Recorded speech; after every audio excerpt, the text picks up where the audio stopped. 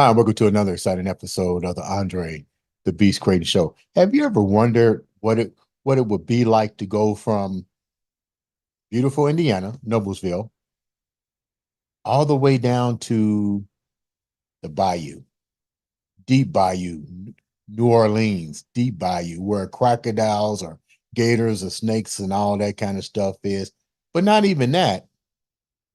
Your life being changed around so much during this process from getting married at a young age because the church says to you after you get married, you got to stay there. Trying to format your life. You have a kid now, um, but you still got that cloud over your head about you got to stay in this marriage because society said you had to do this. Then on top of that, once you get all this done, you ask yourself the most important question of all: what's next for me? How about 43 years old and saying, I'm going to go to college. I'm going to rewrite everything that people told me. Today on the show, we have a young lady who's going to share that remarkable journey all the way from the Bayou, Miss Jessica Gibson without the G. Welcome to the show, Jessica. Thank you for having me. Man, your story I remember when we first started talking during the pre-interview, you was like, Andre, nobody would believe my story. And I said, on this That's platform, you would tell nothing but the truth about your story because it's all about you. Tell the viewers a little bit about who Jessica is before we really get deep down dirty into your story. well, I'm a Indiana farm girl by birth. Grew up in Noblesville, Indiana, and through all of the things that happened in my life, moved down with my then husband to Louisiana. And in the process of all of that, I've been through thyroid disease, getting divorced, becoming an endurance runner, a Spartan athlete, and now a college student after 2020. A Spartan athlete. We got to get into that. At 5'10", you're definitely climbing through some mud, some tree roping, and all the other stuff. So let's start with your Yeah. journey in beautiful Noblesville, Indiana, which is definitely grown tremendously along with Carmel, Fishers, and Westfield. Give them their shout outs. But you grew up in Noblesville. What was that like growing up in Noblesville? It was a very slow farm life. I went to Hamilton Southeastern, but when I was growing up there, I mean, my cousins lived over a mile away, and it was perfectly normal to hop on the bike and ride over there in first and second grade without a second thought. Mhm. So you wind up going to Noblesville's. Uh, that's a pretty big school right now, matter of fact. But what was the environment like? You said farm life. Like, what did you guys do? Like, did you milk chickens? 'Cause when I look at Noblesville now, you got to remember it's a city now. I can't even imagine if I ever seen a cow in Noblesville.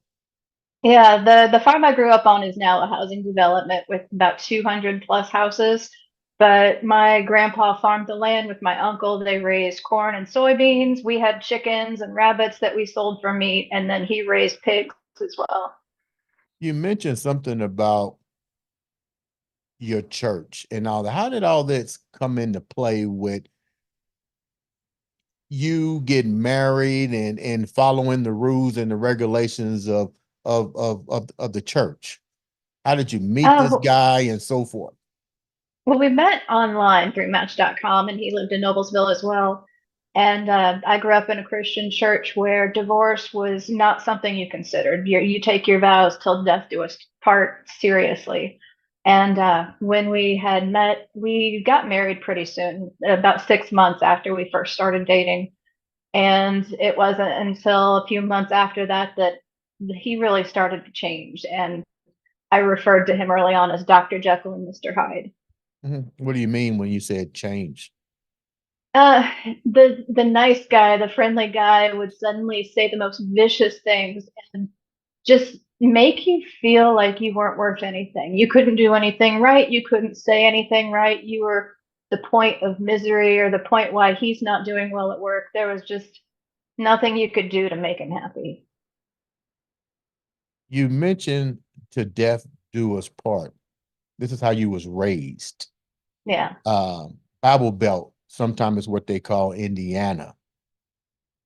that's right. Was the same vows taken with your mom and dad and your family before them that they all feel this creed? They did, and they had the same point of view. And my mom resorted to divorce as a last choice because of the affair that my dad had, and it was something she put off as long as she could, but she knew that she couldn't stay in that relationship, and I ended up following in her footsteps. When you say following the footsteps, take me down that road. You stay, you get married, you see the Jackal and Hydes, but how old are you when all this is taking place, first of all? I got married when I was 20, So and so you still had a young mindset. I did, and I knew that my then husband had been through a lot of trauma as a child. He was put up for adoption, and the family that raised him was a great family, but he had an older brother who was their biological son that bullied him. So he grew up being bullied and in turn became the bully himself in a way, or at least to me. And I stayed in the relationship early on because he was such a great father to our kids. How many kids did you have? We have two. So when you talk about the Jackal and Hyde that you was going through at 20 years old, I'm thinking from a father standpoint or even a mother. If my daughter is being abused in any kind of sense, form, or fashion, I'm gonna kind of like, okay, I kind of can respect the church's value, but okay, this is my kid. I mean, did you share some of these Jekyll and Hyde's issues with your parents and they still condone you staying No, in this? Or you no, kept it not for secret? several years. For kept it secret. I didn't want a marriage to fail. I didn't want to be a failure. And so I just kind of absorbed it, took it all in. He was still being great. And so I just figured that this is what married life was like. The old saying is, I guess, the honeymoon's over. So let's do two sides of this scale. Let's tip the scales for a minute. You're in the Andre Hall of Justice. What was typical in the household versus how he was treating the two kids? Well, he worked a hard job in construction, and he would come home and spend time with them after work. And my job was to manage the bills, to cook, to clean, to help the kids with homework. And then I also worked full time as well. And so, it was him being too tired after work some days where he just wanted the kids to leave him alone. And it became me playing referee. And it would be my fault if they bothered him when he got home and he just wanted time to himself. And you didn't start seeing flags prior to saying I do. Uh, Not a lot. I remember looking back through a journal I'd kept back then, and I had called him the Jekyll and Hyde before getting married, but it was just a glimpse. It was not something I thought was going to become the norm. When it became the norm for you, what was that like? I consider it walking on eggshells every day, worrying about if he was home before I got home from work or what kind of mood he was in when I was going to be seeing him next. If he was drinking by the time he got home, or if he's going to become the sarcastic person that I have to protect the kids from. Every day was just a gamble and almost dreading to go home. You stayed for a long period of time. I Were did. were there ever moments when you said, I'm done. I gotta, especially when you have kids. I mean, do you wake up and say, yeah, I know you're 20, but you've been married for quite some time with him. Were there ever a moment that you said, okay, I'm going to walk away from this? There was, and that was the one time he actually put his hands on me in our whole marriage because I said that I wanted a divorce and I was taking the kids.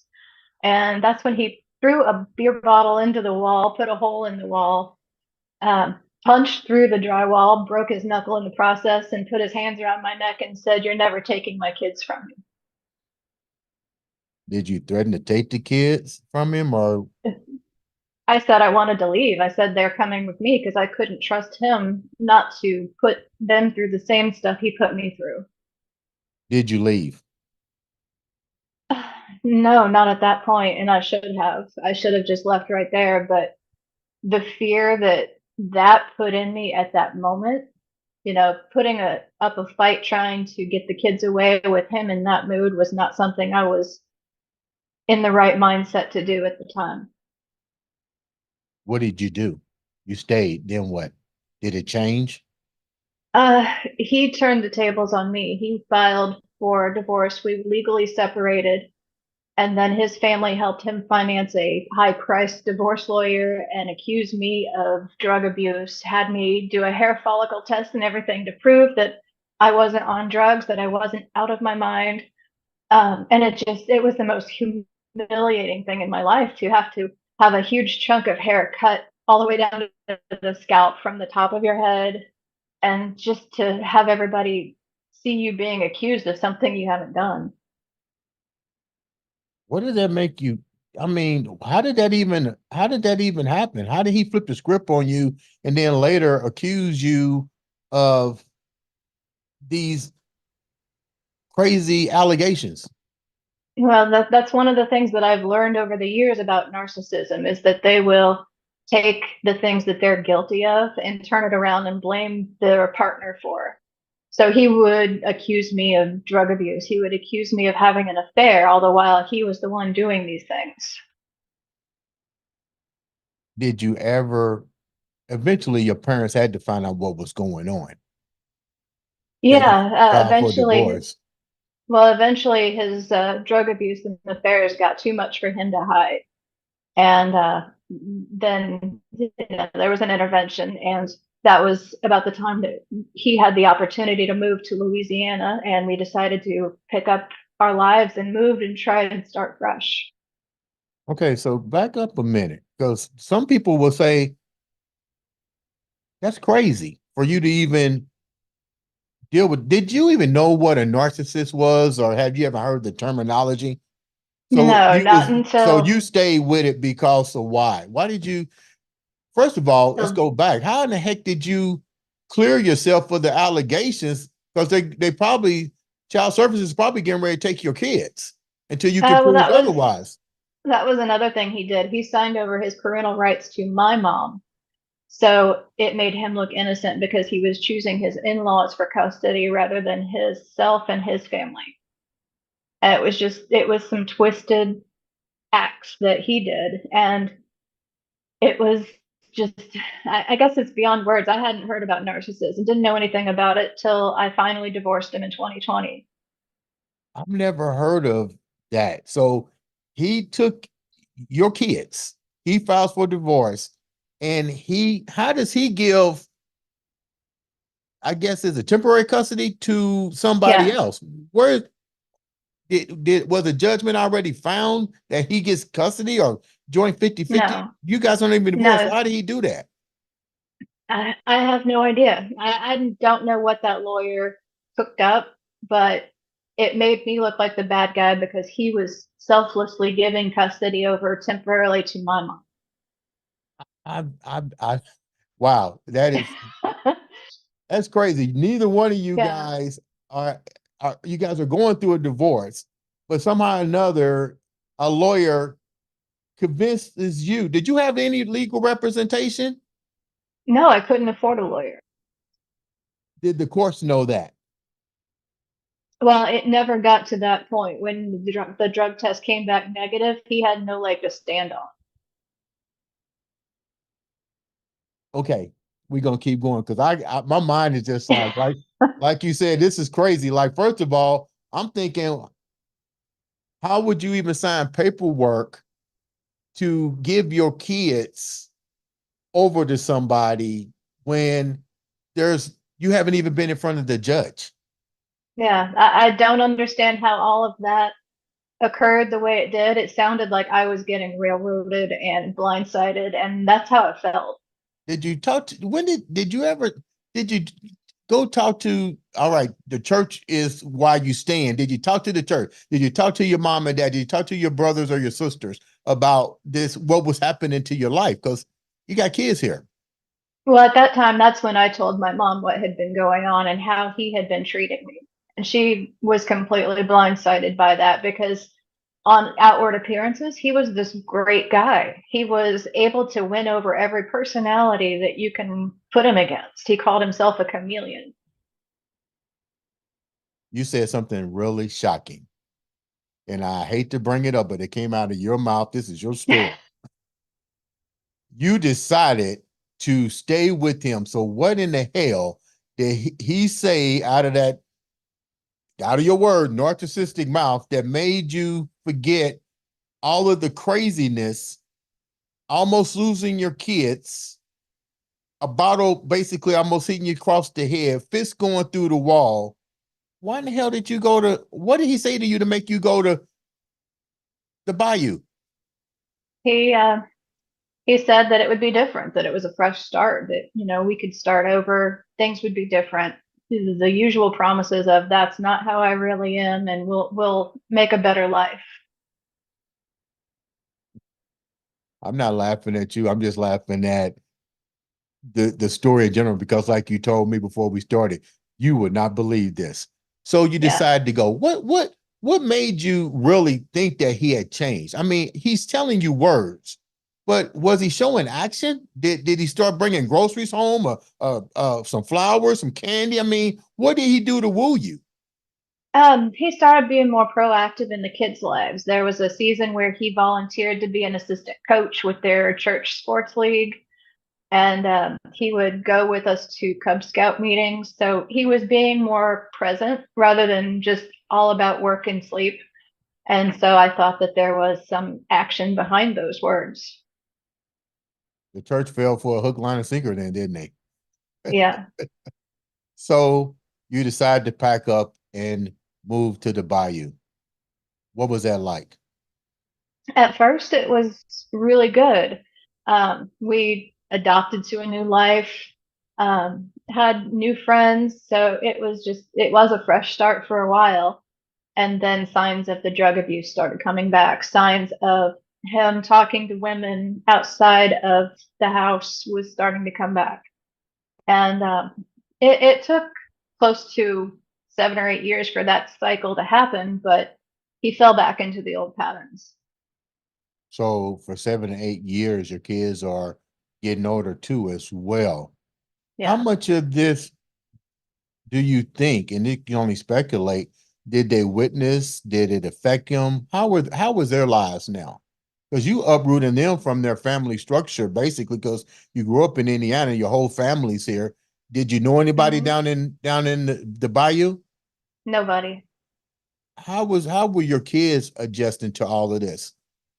A new school and new friends. It was hard at first because they had grown up with the same circle of friends, and they adjusted pretty quickly. We had moved 2 doors away from another family that we became great friends with.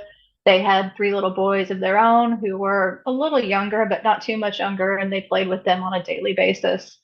I think my son adjusted slower than my daughter because she is definitely her daddy's girl, and she blends in with more personalities than my son does. You said the chameleon starts showing his face. Yeah. What do you do now? Well, at this point, the kids are junior high, high school age, and they're no longer like the cute little kids that he was treating well. Now he's starting to turn his nastiness on them too, and I get in the middle and I buffer as much as I could, but it's just like instead of targeting me, he's targeting them to get to me. And What do you mean then by these that? What do you mean when you say that? he he would say things to put them down. My son was really smart in school, but he was lazy. He likes his video games. So my ex would pick on that and, make fun of his weight, tell him that he would never get a girl. And then he would turn around to my daughter and pick on her being too skinny. Or he would build one up to put the other down. Look at how pretty she is. And, why can't you be more like her? Why can't you be more like him? And he would just leverage stuff against both of them just to make them feel bad. Mm. You mentioned you had a weight problem, Yeah. 300 pounds. Hmm. Were did you have this weight problem while you guys were married as well? Yeah, it started early on. I began gaining weight, and I kept going to the doctor saying there's something wrong. I know something's wrong with me. I don't feel right. And they kept saying, well, you have pre-diabetes, and making me take metformin and just doubling dose after doubling dose. And I did my own research because nothing felt like it was helping. Hmm. And I went to my doctor and I said, I think I might have a thyroid problem. And they tested me and they said, you are at the bottom end of normal range, but we're still going to consider that within normal. And they just said, you need to diet and exercise more. But at that time, I was starving myself and gaining weight. Was he supportive knowing your Mm. condition? No, Did it add to the already questionable relationship and so forth? but he never had a problem with me being overweight. And it wasn't until I started running and losing weight that he started to make points of saying I was having an affair with the road. I was having an affair with my exercise. And it almost irritated him that I was getting fit. Um, did they ever address, because when you talk about your thyroid, you can overfry that thyroid and it can cause some serious medical complications. How bad did your thyroid actually become? Well, one side of the butterfly shaped organ completely turned into a tumor. It was about the size of a golf ball. And then the other side was peppered with what they call warm and cold nodules. So it was barely functioning by the time they removed the entire thing. So you're now on T3 treatment, um, thyroid, but you're Hmm. still dealing with trying to get your life in order. It's now shifted over not only to you, but it's spilling over in a manipulation of chess between your husband, the two kids, and yourself. But you see that there's some type of dysfunction going on. What do you do to protect yourself and your kids? You see something just isn't right here. Well, my running was my protection. It was my stress relief, but my health was taking its toll. I had adrenal fatigue, and the thyroid function still wasn't, where it should be. So I was absorbing the brunt of the stress and the effect all of this takes on you, and getting interceding in between him and my kids wherever I could. Fortunately, my son graduated. He moved back to Indiana, and he's having a much happier life. My daughter adjusted much better. She graduated in 2020 after we had started the divorce. What about yourself? I'm proud to hear that your kids have productive lives and got away from that situation as a team here. But you're still there. How do you get on with your life? Well, it took a lot. There was a lot of trauma and stress I didn't know I had until I met somebody who was going through the same thing. So after I divorced, I started dating somebody who went through something very similar with his ex, and he's also a psychologist, and he recognized a lot of the things that I'd went through, and he kind of helped me work through that and build me up a lot stronger than I had been before. What were some of the things that he recognized that you were going through or that you shared? Or was he more analyzing you because of his profession? It wasn't as much of his professional opinion as it was like a shared experience of going through being the victim of having a spouse having an affair, being a victim of somebody who had narcissistic tendencies. He had experienced it firsthand, and he kind of knew that I felt like I wasn't worthy or worth of anything, and helped to rebuild my self confidence, which is one of the reasons I went back to school at my age, was because he made me feel like I could do You went back to school. I'm not even gonna tell your age. it. I might already have when we started the show. Yeah. But congratulations, you went back to school. What's the purpose of going back to school for you? Well, before I had kids, I had dreams of being a doctor. And I gave up those dreams to raise my kids. I spent 15 years in advertising and brand management only for the pandemic to tank that career. And one thing I learned through the pandemic is healthcare is not going anywhere. So, with my kids grown, I thought it was time to recapture that childhood dream and pick up where I left off. And so, I'm pursuing a degree as a physician assistant. You know, nobody would believe your story because I know there's I more. hardly believe it. I know there's a lot more, but we had to condense it down to like 30 minutes for the show. But how how what's your is he even involved in your life now? Because you mentioned the word narcissist, and by him keep coming back and using the word chameleon, has he tried Mhm. to intervene back in your life or to derail your dreams in any way, shape, form, or fashion?